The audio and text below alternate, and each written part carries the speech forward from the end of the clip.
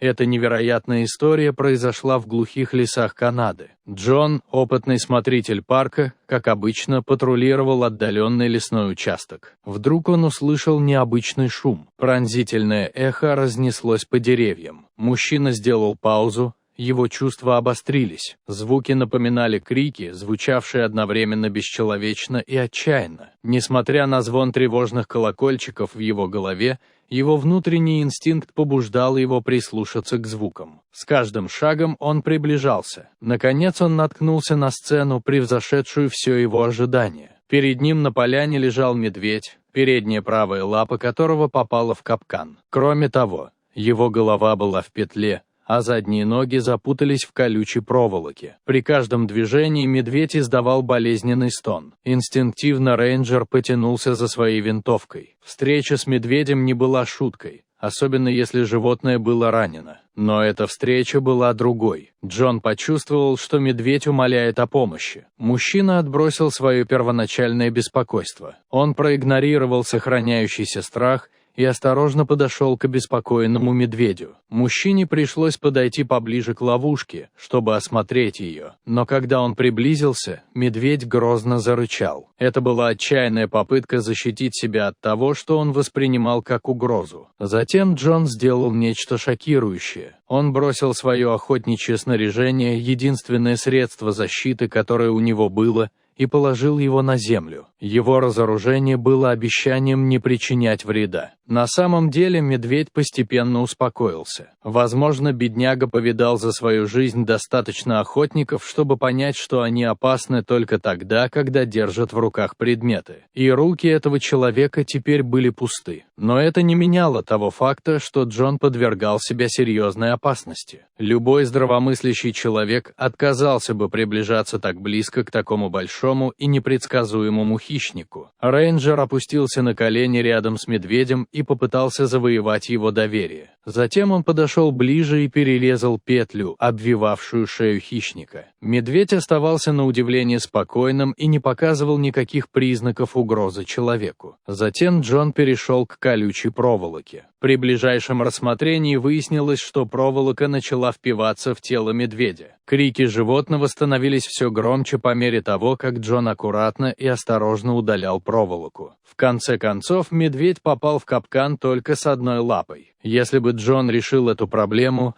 медведь был бы свободен и мог бы легко напасть на него. Но мужчине ничего не оставалось, как довериться животному. Он собрал все свое мужество и выпустил лапу из капкана. Теперь медведь был свободен. Мужчина не ожидал того, что произошло дальше. Вместо того, чтобы вскочить, медведь остался лежать на том же месте. Когда Джон отступил назад, его охватила печаль, когда он увидел всю картину. Шерсть животного была отмечена глубокими ранами. Через несколько минут медведь собрал все силы и встал. Он пробежал несколько метров и снова упал. Мужчина опустился на колени рядом с медведем и произнес успокаивающие слова. Джон не хотел оставлять животное на произвол судьбы, потому что рано или поздно браконьеры найдут медведя и сделают с ним ужасное. Недолго думая, Джон взял телефон, набрал номер местной клиники дикой природы и попросил о срочной помощи. Когда приехали люди, медведя сразу усыпили транквилизаторами и тщательно осмотрели. Команда определила, что медведь, вероятно, находился в такой мучительной ловушке в течение нескольких дней, терпя голод и боль. Произошла инфекция,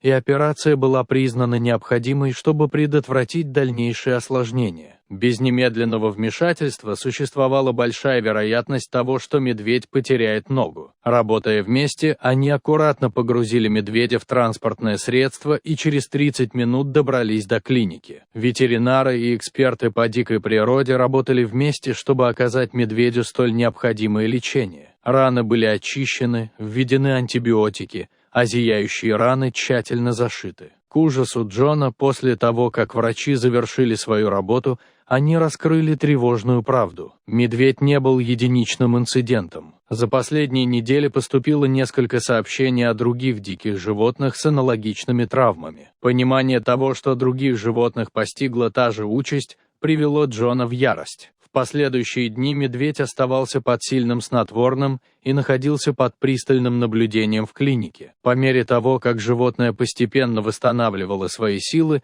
сотрудники больницы обсуждали возможность выпустить его обратно в дикую природу. Но Джон отверг эту идею. Не было смысла выпускать медведя, когда вокруг была группа людей, намеревающихся причинить ему вред. Бедное животное, вероятно, снова попадет в ловушку, и на этот раз ему может не посчастливиться быть обнаруженным вовремя. Сотрудники согласились, но другого выбора у них не было. У них просто не было ни места, ни ресурсов, чтобы разместить медведя дольше, чем на несколько дней. Недолго думая, Джон начал гонку со временем, чтобы найти виновника до того, как медведя отпустят на свободу. Имея доказательства, собранные в клинике, он обратился в полицию. Совместно со службами по контролю за животными начали расследование дела. Но Джону этого было недостаточно. Он знал, что ему придется взять дело в свои руки. Он установил камеры наблюдения в самых популярных охотничьих местах, но безрезультатно. Но в одну роковую ночь Джона разбудил сигнал тревоги камеры наблюдения за дикой природой. Адреналин пронесся по его телу. Он тут же вскочил и отправился в лес с фонариком. Дрожащими пальцами Джон начал идти по следам. Каждое маленькое движение в темноте ночи заставляло его сердце биться быстрее. Вскоре он понял, что шаги ведут глубже в лес, в укромное место, которое он редко патрулирует. Внезапно звуки прекратились,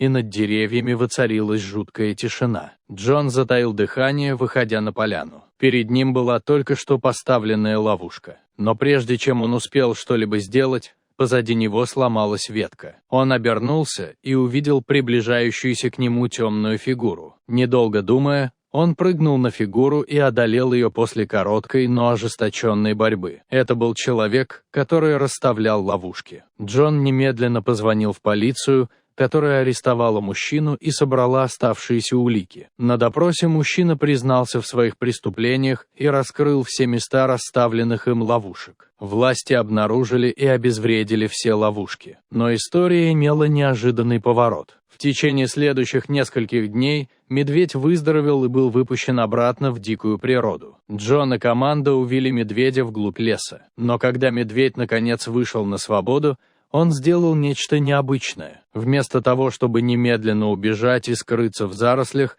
он остановился в нескольких метрах от машины и в последний раз оглянулся. Он словно благодарил людей за помощь. В этот момент Джон и другие рейнджеры начали плакать. Медведь перевел взгляд вперед и, наконец, скрылся в густых деревьях. Дорогие зрители, если вам понравилось это видео, то ставьте лайк и подписывайтесь на наш канал. До свидания.